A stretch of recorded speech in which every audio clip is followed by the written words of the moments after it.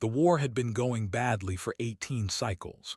Fleet Admiral stood on the command deck of his flagship, the Eternal Vigilance, and stared at the casualty reports floating in the air before him. His 4 arms hung limp at his sides. The numbers were worse than yesterday. They were always worse than yesterday. The Galactic Coalition was the greatest alliance in known space. 37 species had joined together, sharing technology and resources and ships. Their fleets numbered in the tens of thousands. Their weapons could crack planets open like eggs. They had academies that trained officers for centuries before giving them command. And they were losing. The enemy was called the Swarm. They were a hive species, millions of minds linked together into one vast intelligence. They did not negotiate. They did not trade. They only consumed, spreading across the galaxy like a disease, eating worlds and adding their resources to the swarm. For 300 years, the coalition had held them back through careful defense and superior numbers. Now they had grown too large to contain, and the old strategies were failing. Had watched 17 major battles in the past cycle. The coalition had lost 14 of them, not because they lacked ships or weapons or courage. They lost because when the fighting started and plans fell apart, their commanders did not know what to do. Coalition officers were trained in theory. They studied ancient battles and ran simulations and learned proper doctrine, but doctrine assumed the enemy would behave in predictable ways. They did not behave in predictable ways. They sacrificed thousands of drones without hesitation. They changed tactics mid-battle. They did things that made no sense until suddenly they made terrible sense, and by then it was too late. The Coalition Council met in emergency session every day now. Representatives from all 37 species argued and debated and blamed each other. Nothing changed. They took another sector, then another. Strategic models predicted total collapse within 2 cycles. It was Ambassador who first suggested the impossible. She was a Ani, a species known for their research and diplomacy rather than warfare. Her skin glowed with soft bioluminescence that shifted colors based on her emotions. When she addressed the council, the glow was nervous and uncertain. She had been studying a small species from a distant system. They called themselves humans. They had only achieved faster-than-light travel 2 centuries ago. Their technology was basic. There was a chaotic mess of competing nations that had nearly destroyed themselves multiple times through war and environmental damage. The council did not understand why she was wasting their time. Explained. She had spent years studying human history, and what she found both horrified and fascinated her. Humans had been fighting wars among themselves for their entire recorded history. Thousands of years of conflict, generation after generation. They had developed weapons of unimaginable destruction and used them on each other. They had killed hundreds of millions of their own kind in wars over territory, resources, ideology, and sometimes nothing at all. But they had also developed something else, something no other species seemed to possess. Human military officers were trained differently than coalition officers. They did not just learn strategy and tactics. They learned something humans called command presence. It was the ability to make decisions when everything was falling apart, to inspire soldiers through sheer force of personality, to adapt and improvise when all plans failed. More importantly, humans understood a concept that seemed to exist nowhere else in the galaxy. They called it acceptable loss. Coalition commanders could not sacrifice ships, even when sacrifice would win battles. The psychological weight was too great. They froze when faced with decisions that required trading lives for objectives. They followed doctrine because doctrine removed the burden of choice. Humans made those choices every day. The council argued for hours. Many representatives were disgusted by the idea of inviting such a violent species into their alliance. Others pointed out that humanity was primitive and had nothing to offer technologically. A few quietly admitted that they were desperate enough to try anything. The vote was close. The measure passed by 3 votes. A diplomatic shuttle was sent to Earth. Commander Sarah was on shore leave when they found her.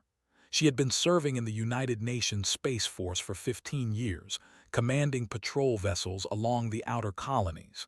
It was boring work mostly, pirates and smugglers, nothing like the wars her grandparents had fought. She was fishing with her grandfather off the coast of Taiwan when the alien ship descended through the clouds. Her grandfather dropped his fishing rod and began swearing in 3 languages. Just stared as the massive vessel hovered beside their tiny boat, casting a shadow that blocked out the sun. The aliens' proposal sounded like a joke at first. They wanted human officers to command their ships against an enemy humanity had never met. The pay was extraordinary. The risks were obvious. Most humans who accepted would probably die. Asked for time to consider, they gave her 3 days. She spent those days reading intelligence reports about and watching recordings of coalition battles. What she saw made her angry. The coalition had better ships, better weapons, and more resources. They should have been winning easily. Instead, they lost engagement after engagement because their commanders could not adapt. She watched one battle where a coalition fleet had clear numerical advantage. The enemy used a simple flanking maneuver, and the coalition admiral froze for 30 seconds trying to decide how to respond. In those 30 seconds, the battle was lost. 2,000 ships destroyed because one officer could not make a decision under pressure. Had made harder decisions than that before breakfast. She agreed to go. 47 other human officers were recruited from militaries around Earth.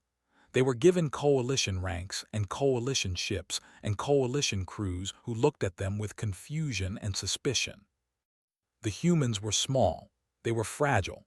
They came from a species that had barely learned to travel between stars. How could they possibly help? Was assigned to the destroyer Resolute Dawn as an advisory officer. Her role was to observe and learn coalition protocols. She was not supposed to give orders. She was not supposed to interfere. She was just supposed to watch. They arrived at its gate 3 weeks after her assignment began. Fleet Admiral commanded the defense. He had arranged his fleet in a careful formation designed to protect a critical supply corridor. His ships held the high ground, his weapons were charged, and his doctrine was perfect. The enemy brought 3 times the expected force. Stood on the auxiliary bridge and watched the battle unfold. They used a new tactic. They sent waves of drone ships ahead of their main fleet. The drones were not meant to win. They were meant to die, absorbing coalition fire while the real warships flanked around the defensive formation. Coalition doctrine had no answer for this. Doctrine assumed enemies who valued their ships. The drones were expendable. They died by the thousands, and the gaps they created in the coalition line grew wider with every passing minute. Issued orders that followed proper protocol. His ships responded correctly. Everything was done by the book. They were losing anyway. Requested permission to speak with the admiral. It took several minutes and went through 3 different channels before she was granted access. By the time she reached the main bridge, 2 more coalition ships had been destroyed. Looked at her with his many eyes. His species did not have facial expressions that humans could read, but his body language suggested exhaustion and despair. Spoke clearly and simply. She had studied coalition tactics enough to know their terminology.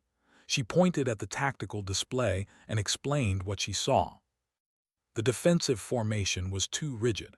The admiral was trying to hold a line that could not be held. Every ship lost weakened the line further, and the simply kept sending more drones to exploit the weaknesses. She proposed something different. Pull the center back. Let the enemy think they were winning, then collapse the flanks inward and crush them in a trap. His translator conveyed his response. The casualties would be unacceptable. Pulling back the center meant exposing ships to enemy fire. Many would be destroyed. Agreed, many would be destroyed, but fewer than if they held the current formation. 70% of the fleet surviving was better than 0%. The admiral hesitated. In that hesitation, 3 more ships died. Did not wait for permission. She turned to the communication officer and opened a channel to the ships nearest her position. These vessels had been assigned to her for training purposes.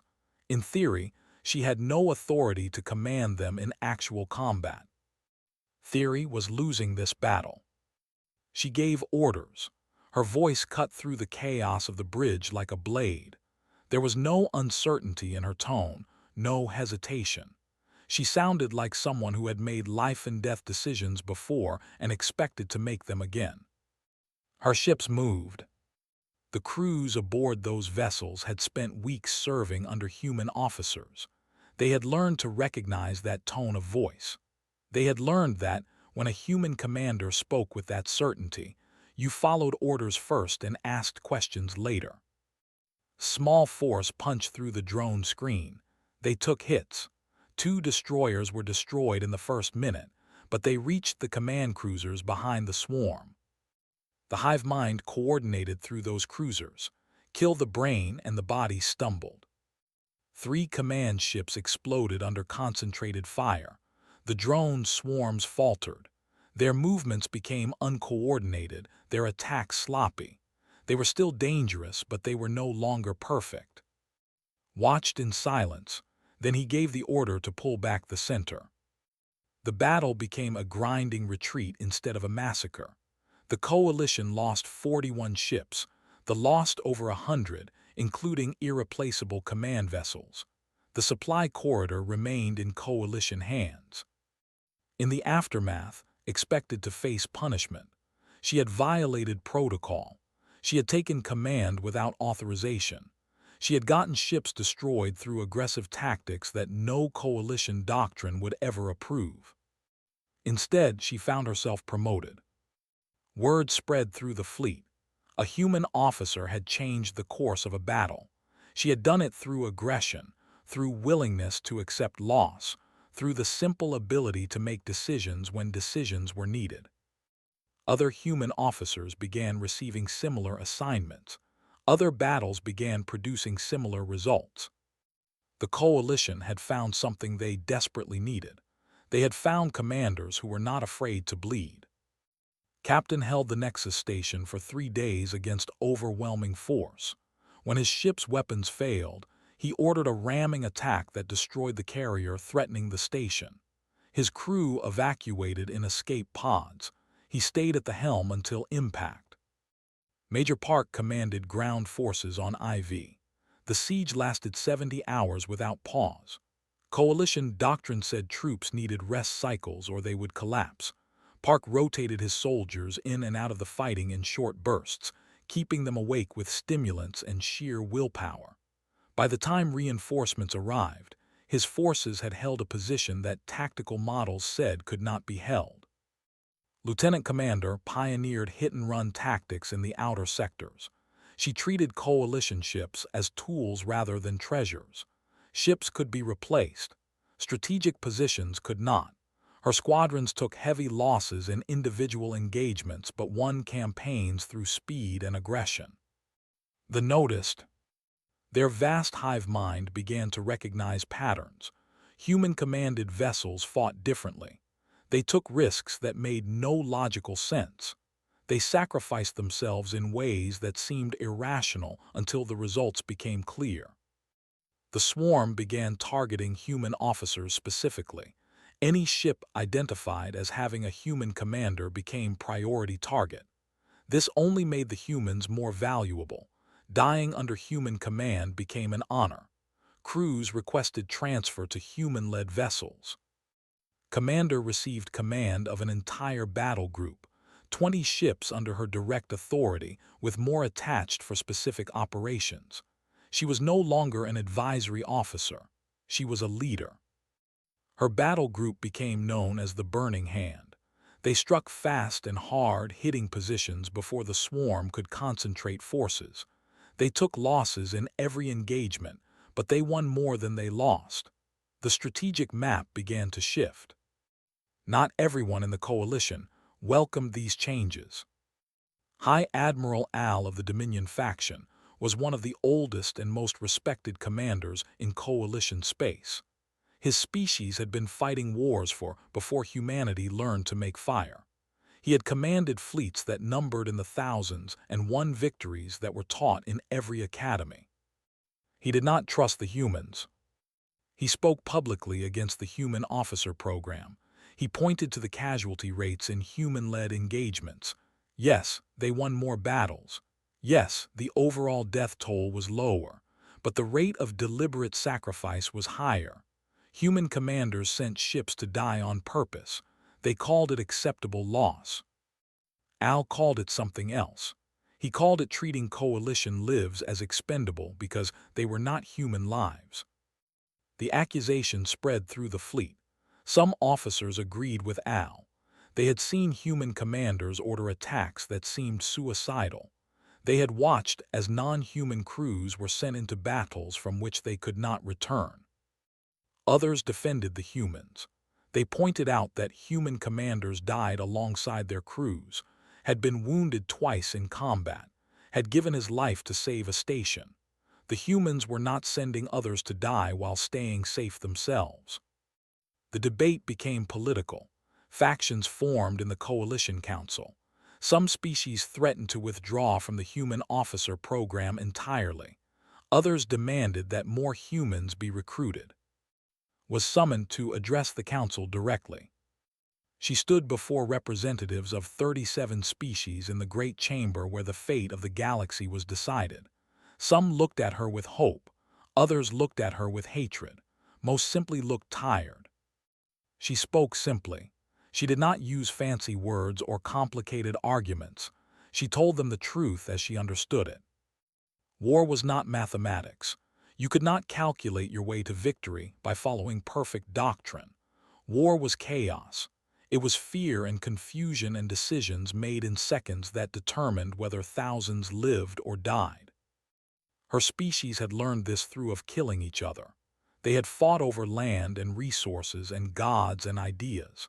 They had invented weapons that could destroy their entire civilization and then chosen not to use them. They had learned that sometimes the only way to win was to accept that winning had a cost. She did not ask them to like her. She did not ask them to approve of human methods. She only asked them to look at the results. Before humans joined the war, the coalition was losing. Since humans joined, the coalition was winning. That was the only calculation that mattered. The council voted. The human officer program was expanded. Al walked out of the chamber in protest and refused to serve alongside human commanders. His faction remained opposed, but they were now a minority. Returned to her ship, the war continued. The Burning Hand won 3 more engagements in the following month. Each victory cost lives. Each victory brought the coalition closer to turning the tide. Learned to carry the weight of command the way she had learned to carry everything else in her life. You did not forget the dead. You honored them by making sure their deaths meant something. She kept a list of names in her quarters. Every crew member who died under her command was recorded. Every night before sleep, she read through some of the names. Not all of them. There were too many for that, but enough to remember that she was spending lives to buy victory. The coalition began planning the final campaign. After years of defensive war, they had enough strength to strike at the itself. If they could break the central hive mind, the swarm would collapse. Individual could not function without the guiding intelligence. Destroy the brain and the body died. It would be the largest military operation in coalition history. It would also be the most costly. They would need every human officer they could find. The plan was called Operation Burning Dawn. Commander stood in the war room of the Eternal Vigilance and looked at the tactical projection floating in the center of the space. It was surrounded by defensive installations, orbiting weapons platforms, and the largest concentration of swarm ships ever recorded. Every approach was covered. Every attack angle was anticipated. Coalition strategic models said a direct assault would cost 70% of the attacking fleet. Even with those losses, success was not guaranteed. The hive mind had been preparing for this fight for decades. It knew they were coming.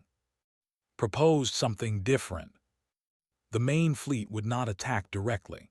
Instead, a smaller force would serve as a spearhead, driving straight into the heart of the defenses.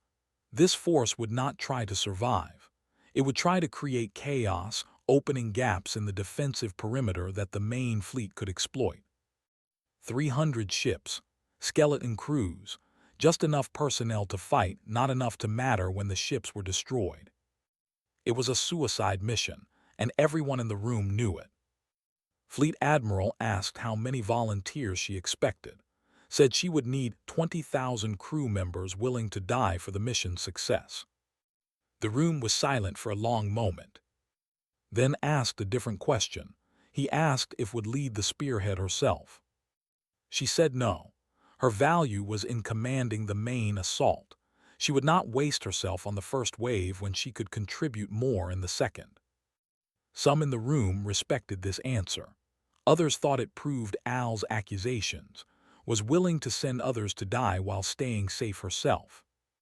She did not argue with them. She had learned that some people would never understand. Command meant making choices that looked monstrous from the outside. It meant calculating lives against objectives and acting on those calculations without flinching. The call for volunteers went out. 20,000 crew members were needed. 40,000 responded. Interviewed every captain personally. She looked them in the eyes and told them exactly what would happen. Their ships would be destroyed. Most of them would die. Those who survived the initial assault would probably be killed in the aftermath, floating in escape pods while the battle raged around them. She asked each one the same question: why were they volunteering? The answers varied. Some wanted glory. Some wanted revenge for lost comrades. Some simply believed it was the right thing to do. One captain, a young hegemony officer named Ara, gave an answer never forgot. She said she was tired of watching her friends die in battles that could have been won. If her death could help end the war, then her death was acceptable. Selected her crews and her ships. The preparations took 3 months. During that time, they probed the coalition's defenses looking for weakness. They found none. The coalition held firm, waiting for the moment to strike. Operation Burning Dawn launched at 600 Coalition Standard Time. The 300 spearhead ships jumped into the home system in a tight formation. They were not trying to be subtle. They were trying to be obvious. They wanted the hive mind to see them coming. The swarm responded immediately. Drone waves converged on the spearhead from every direction. Command cruisers moved to coordinate the defense. Weapons platforms opened fire. The spearhead did not try to evade. They accelerated directly toward the heart of the defensive perimeter. Watched from the bridge of her flagship, the Humanity's Promise. The tactical display showed her ships dying, bright dots flickering out one by one as weapons found their marks.